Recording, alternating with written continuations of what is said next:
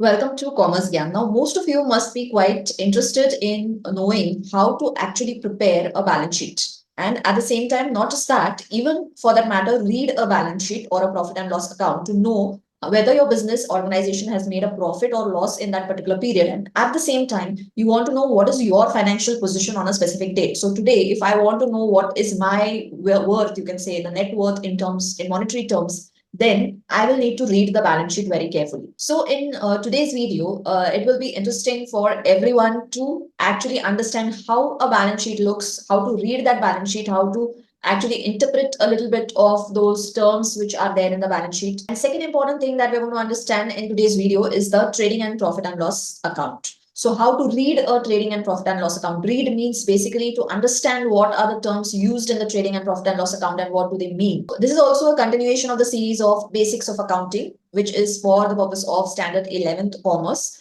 And you can actually, this is like a base for the preparation of your final account. So this video is important from the theoretical perspective of final accounts. So let's proceed ahead. All right, so in this part 12 of our series of basics of accounting, we have reached the final accounts, a very interesting area of accounts. And these final accounts are basically the entire combination of whatever hard work you've done, right from journal, ledger, trial balance, and then we reach the final account. So all this hard work is clubbed and it's as good as a summary prepared of your entire bookkeeping and accounting that you have done.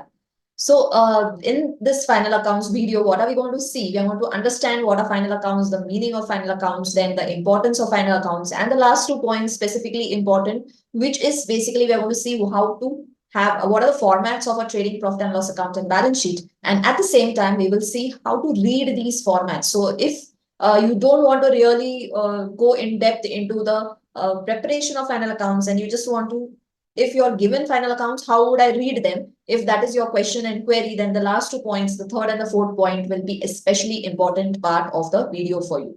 So till the end, so stay tuned till the end of this video so that you get the understanding and the clarity of what are the formats and how to read the final accounts, to understand the final accounts and what the basic terminologies mentioned in these formats are.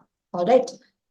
Okay, who really would need these final accounts, right? Who requires these final accounts? Now, if you are the owner of the business, definitely you would need to understand your final position of the business, whether you earned a profit, you incurred a loss, or you have some excess loans to pay in that particular time period. So you, as an owner, definitely you will be the first person interested in the final accounts. Second, people who would be interested would be the managers. Of course, the owner is going to say, okay, come on, do these tasks and allot things to the managers. At the same time, the owner may give them targets that, okay, I want to achieve 20% rise in profits this year. Come on, work, start your work.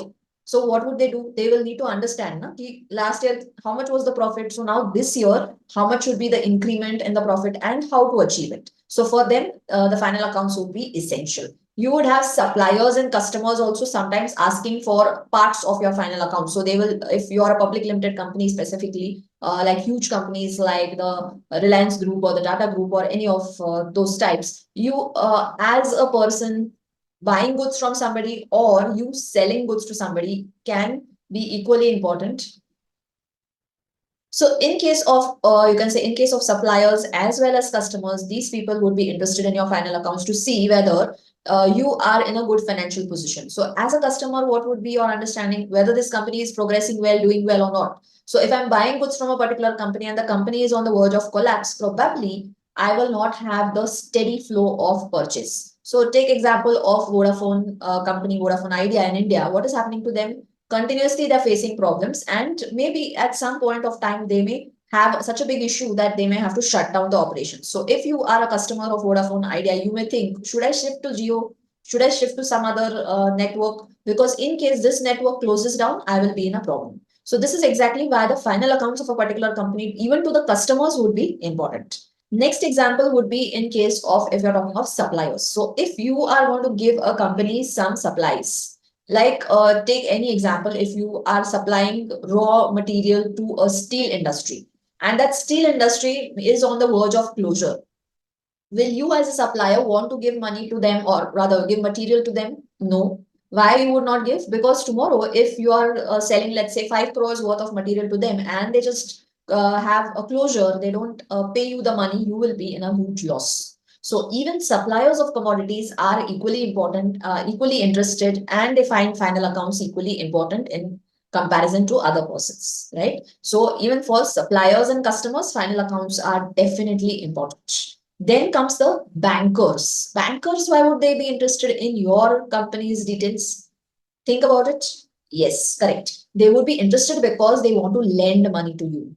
If they lend money to you, definitely they will get interest. But if your accounts, your business is sinking, is in problems, is in losses, they are not going to get the proper timely repayment of principal and interest. So the banks may face losses. So what happened to cases like you find in India, there were cases like Nirav Modi and other such cases where there were a lot of loans given by the banks to them and they did not repay, they ran away. So obviously, who faced the problem? The problem faced was by the bank. So the study of the final accounts is very essential on the part of lenders and bankers. So they are interested in final accounts, right? Then coming to the government. So government is also interested in knowing your profit and loss. What is their interest? Their interest is in the format of taxes. So if you're paying income tax, if you're paying tax like GST, then government will definitely be interested in your final account. So are you paying the right amount of tax or not? Are you disclosing correct profits or not? So study of final accounts becomes essential for your final accounts are essentially important to these people.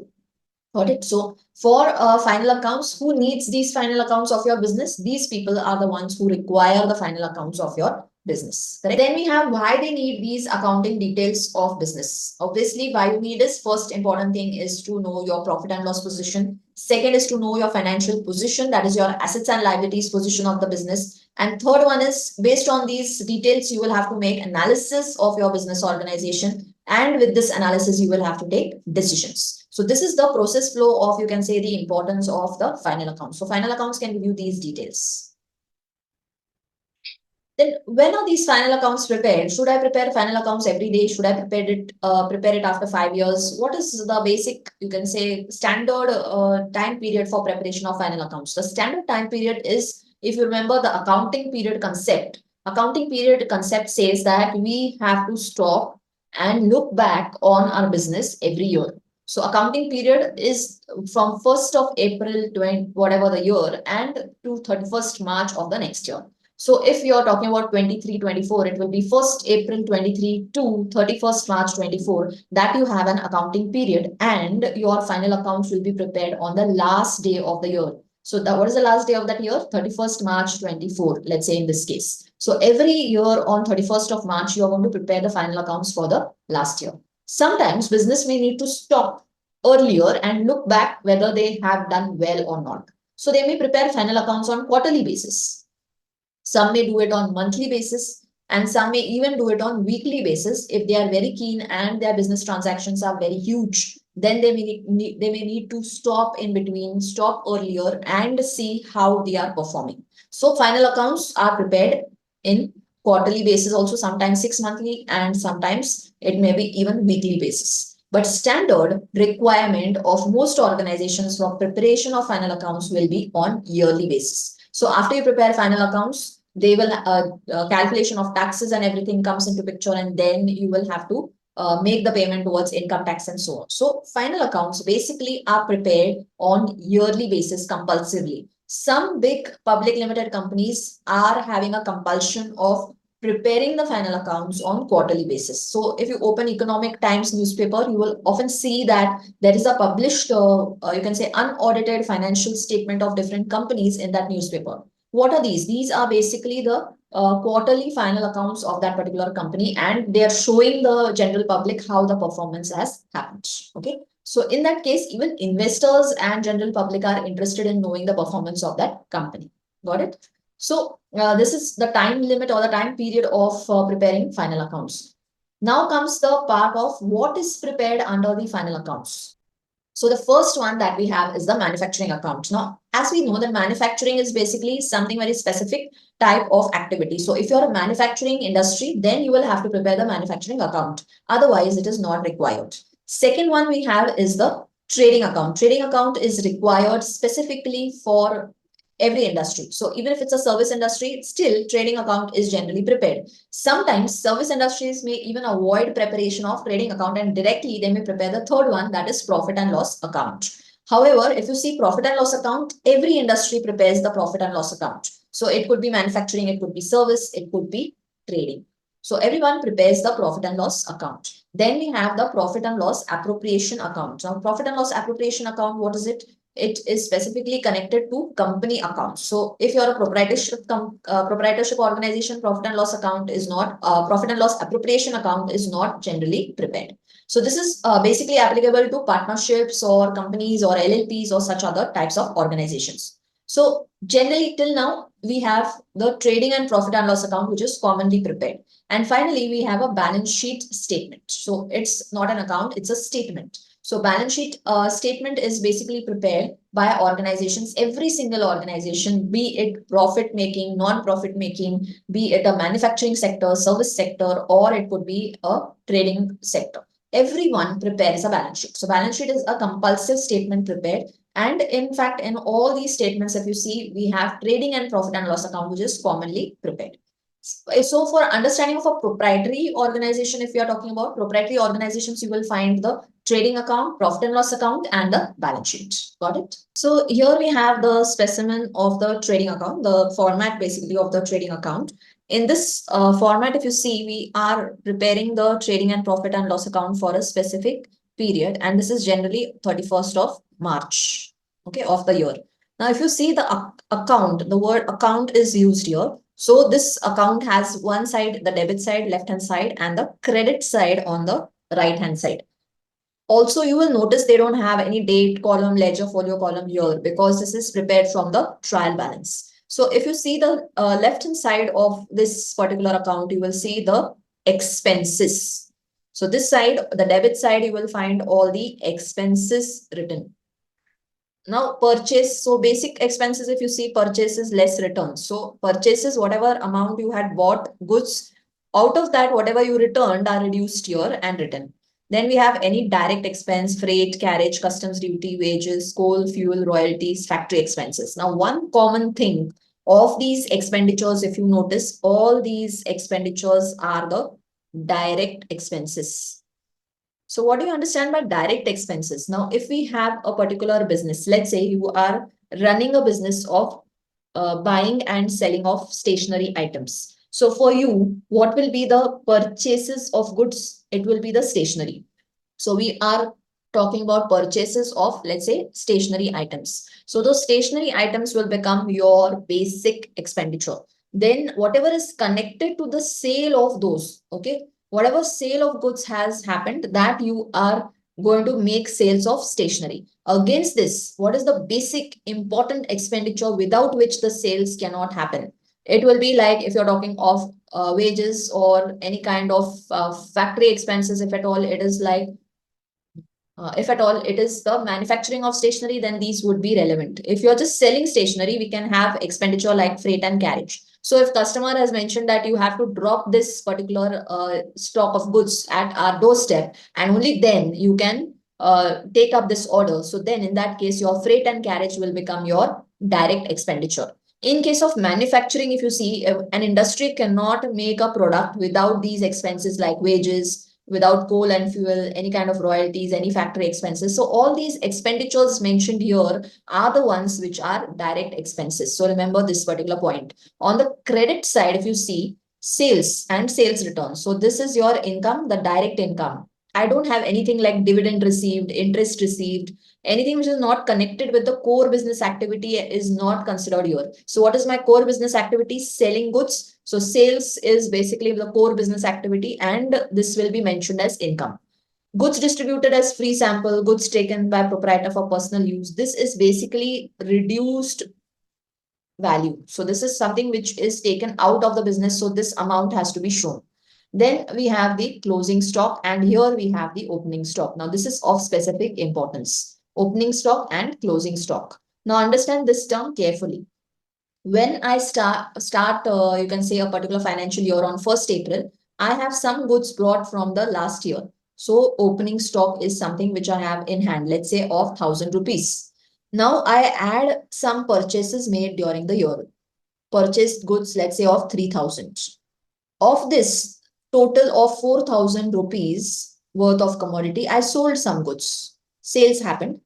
Sales of, let's say, 2,500 worth of goods I sold. So how much is left in hand now? 1,500. This is your closing stock. Now, why am I showing opening stock on the debit of or the expenditure side? The reason is because this is consumed. This is acting as a consumption in this time period. So if it is consumed, it is acting or it's becoming an expenditure for me. Then what about the closing stock? Now, this is not your expense. So this is not expense for the year. Okay. If it was an expense, it is not an expense. If it was an expense, it would be written on which side? On the debit side of the trading account. So basically, what is happening here, if you see on the debit side, I'm taking stock and purchases. From this stock and purchases, I sold goods. So basically, my cost of goods sold should be the opening stock, purchases, and closing stock reduced from it. Got it? So 4,000 minus 1,500 will be the value of the stock which was sold off. Got it? So that becomes the sales value. Now, of course, sales value will not be exact of cost. It will be having an added component of profits. So that I'm not considering here. I'm just talking about the basic cost of goods. So understand that opening stock becomes the consumed goods. So it is shown on debit or expenditure side, and closing stock becomes the value of goods in hand, which is not your expenditure. It is hence shown as the income part of it. And we'll have an adjustment entry for closing stock. I'm going to explain that adjusting entries in the next video when we prepare the final account. So just be patient enough to wait for the next video. This video, you just keep this in mind that opening stock is expenditure and closing stock is shown on credit side, and it is shown as a part of your reduced part of your expense, or in other sense, it is shown as income here. Got it? So this is your trading and profit and loss account, how to read the trading profit and loss account. Understand one important thing is that trading account is specifically related to direct income and direct expense, nothing else. Got it? Next now. Next is you have the profit and loss account. Now, profit and loss account, whatever was the previous, you can say, brought forward, carried down. Like here we have gross profit carried down, right? In this particular part, we have gross profit, which is carried down. Or if it's a loss, we have the gross loss, which is carried down. So where are you carrying down this gross profit or gross loss? To the next account, which is the profit and loss account. If it's a profit, you are going to carry it on the credit side. So opposite side, just like a ledger is closed, gross profit will be carried to the next side. If you see gross profit brought down will be on the credit side of the profit and loss account, right? And if gross loss, then it is carried on the debit side of the profit and loss account. So this profit and loss account is a continuation of your trading account, you can say. Even here, you have debit expenditures and credit incomes, which are shown in the account. Now, profit and loss account shows, the profit and loss account will show indirect expenses. All the expenses that are shown here will be indirectly related to sales. So if you have bank charges, insurance, rent, salaries, so it's not wages, it is salaries and wages. So if it was wages, it is shown in trading account. If it is salaries and wages, it is indirect and it goes into the profit and loss account. So all these you'll have to just go through the expenses. All expenses and losses like loss by fire, loss by theft, everything is shown on the debit side of your profit and loss account. And then you have indirect income. So what are the indirect income? So it's not your regular income, it's not your sales income which is shown here. Whatever is apart from the regular business activity and you're earning as income, it is shown here. It could be a rent received, a commission, interest on investment, interest on deposits, any savings account interest, miscellaneous income, discount received. All this is shown in the profit and loss account credit side. So that is your indirect incomes, not sales income. Got it? Now, when you add up all this, that is your gross profit, which is brought from the trading account, plus all your indirect incomes. You are adding up all this. Got it? So what do you get? You get the amount of total amount of incomes, right? What is left in hand. So whatever profit was earned in the trading account plus your indirect incomes. Then from this, you're going to reduce all the amounts right from salaries and wages to the last part. Okay, whatever expenditures are there. So all this is the last part. And then what you get net profit. Got it? Net profit is taken into the capital account. It is added to the capital account. Now, this part, that is bad debts, is also a format of loss. Now, what is this addition? What is this subtraction? This we are going to understand in the next video. But here, remember, bad debts is like a loss. So, bad debt loss, the irrecoverable debtors, the amount you sold, but people are not going to make payment to you. So, that is what is your bad debts. This connected to the profit and loss account. Remember, profit and loss account talks about what? The indirect incomes and the indirect expense and losses. Got it? Now coming to the balance sheet. Now, balance sheet is an interesting thing because balance sheet is a statement. It is not an account. Balance sheet of a specific person you're going to write, and when is it prepared? It is as on 31st March year end. If you notice very clearly, there is no debit and no credit on this. Correct? So it's just a statement prepared. On the left hand side, you will have all your liabilities, and on the right hand side, you will have all the assets. So this is the format which you will need to learn, understand, and remember when you are preparing the final accounts. Now, what comes under liabilities? The first specific thing is capital. If you see, you're going to add the net profit for the year. If there is a loss, you'll have to reduce. And if the proprietor has withdrawn any capital from the business, it will go in the format of drawings. If you remember this term drawings, we had discussed when we prepared the journal entries. Drawings is the withdrawal of capital, personal use, whatever proprietor has taken out, this comes under drawings. So you add the net profit, reduce the net loss if at all any, and you will have to reduce the drawings. Then what is your liabilities? Your liabilities will be your loans. What are the loans? Secured, unsecured loans are there.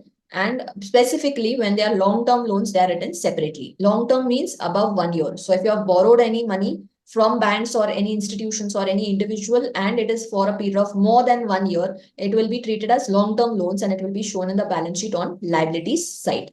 Then we have your current liabilities. Now, current liabilities less than 1 year.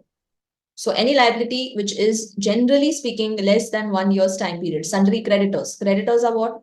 People whom you have to make the payment for your purchases. Any short-term loans. So it is not just loans, it is the short-term loans. Bank overdraft, we have understood this bank overdraft term earlier. Bills payable also we have understood. Any outstanding expenses. So you have electricity bill for the year, but it is unpaid. So it will be shown here. Income received in advance. Now, why is this a liability? See, if you have income received in your account, but you haven't rendered the service or you haven't given the goods or whatever the reason, you have received the advance, but you're still to give the goods or the service. Then till the time you make the service or you actually render the service or give away the goods, you have a liability on yourself to make the payment back, return the money back to that person. So that's why income received in advance will become a liability. Coming to the asset side now, if you see, you remember all these assets that we have learned earlier: goodwill, land building, plant and machinery, vehicle, furniture, fixtures, patterns, molds, patents, loose tools, livestock. Livestock is like all those, like dairy farming and all, you have the cows and buffaloes and everything. So that is livestock. Patterns and molds will be like if you are a manufacturing industry and you have molds, right? Every product that is made, like a bottle, let's say, if you are having a mold, every single bottle will be made from that mold. So it becomes like the same bottle for every lot that is manufactured. Okay, so that is patterns and molds. Goodwill, do you remember? Goodwill is the reputation of the business, right? Reputation of the business. So even when you are spending thousands and crores of rupees on marketing, what is happening to your business? It is having a gatheration of goodwill. It's making a name in the market. So the quality of service or products that you're giving plus the marketing cost that you're incurring will be the goodwill part of it. And when you sell a business, you're going to have the amount of goodwill earned extra. Or if you buy a business from someone, you're going to pay them goodwill, the name for that reputation. So suppose tomorrow you decide that you want to buy let's say a unit of McDonald's. So if you're buying McDonald's, will you pay them extra over and above the value of the assets? Yes, because McDonald's had already earned a reputation. So if you establish a McDonald's outlet with that name, that brand name itself is going to attract customers. So you have to make a payment for that brand name, and that payment is basically the part of goodwill. So goodwill becomes your asset, and this is an intangible asset. All right. Rest, I think, is quite clear for furniture, fixture, land, building, machinery. All these are regular fixed assets. Fixed assets means assets which serve you for a period of more than 1 year. And at the same time, these assets are the ones which are actually like earning, the source of earning. So if you have machinery, this is going to make the goods, and the goods in turn are going to give the business some profits, right? So fixed assets are the earning source of your further business activities. Then investments, long-term investments, more than 1 year. If you have made some investment, then this will be shown here. Current assets are all these current assets we have already discussed earlier. So I'm not going in detail, but the assets which are short-term assets are shown here. Any kind of stock, debtors, bills receivable, prepaid expense. Prepaid expense basically expenses paid in advance. Debtors, again, here we have bills receivable, prepaid expense, cash at bank, cash in hand, income outstanding. All these will become your current assets. Got it? So current assets will be shown, and remember, when you're showing your fixed assets and everything, they are shown in the order of the least liquid to the most liquid. Okay, so goodwill is the least liquid. Today, if I decide to sell goodwill and earn money, it's not easy. But if I go to the bank or if I have cash money in my pocket, it is easy to get that money, grab that money, and actually move forward and buy something with it. So tomorrow, if I want to buy something and decide to sell goodwill, that will be my last choice. So least liquid to the most liquid. This is how you show your asset side in the balance sheet. Got it? So this is how you actually understand the terms used in the balance sheet. Now, most important term here is capital. Now, I want to know what is the worth of that particular business, or what is the worth of that individual who is earning money from this business on a specific date. I will have to look at the capital value. If you see capital, if you notice this capital very clearly, it is something as the total of the asset side. So if the asset side total is 1 lakh, let's say, and all these secured loans, unsecured loans, current liabilities, this is something which is 80,000. So if today, if I sell off this business, how much will be left in hand? This 1 lakh I get, because it is assets, I get 1 lakh. And from this 1 lakh, I have to make the payment of 80,000. So what is left with me now after all the receipts and payments will be the amount of 20,000. And this is exactly your capital. So the worth of that individual on this specific date is only 20,000, because after selling the assets and after making the payment of these liabilities, you are having only 20,000 left in hand. Got it? So how to, this is actually called as the net worth of the people. So if that business is having a capital of 20,000, net worth is only 20,000. If the capital is, let's say, 5 crore, that means net worth of that business will be 5 crores. So capital will tell you the net worth of that business on a specific date. With this, I think it should be clear the formats of trading profit and loss account and the balance sheet will be clear to you, and how to actually understand the terms used in the three accounts, two accounts, you can say trading profit and loss account and the balance sheet as a statement. So you know the terminologies in that now, how to read it, how to understand it. And based on this, now in the next video, we are going to actually prepare these trading profit and loss account and balance sheet with the first prior understanding of adjustment entries. So stay tuned to this channel. Share this video to your friends and people who would like to know and understand these terminologies of commerce. And definitely, if you have any comments or anything specific to be as a query, you can obviously mention it in the comment section. So I can get back to you as in the, if any question is there, I can get back to you in the next video on that. So thank you, and hope to see you in the next video of Commerce GYAN India.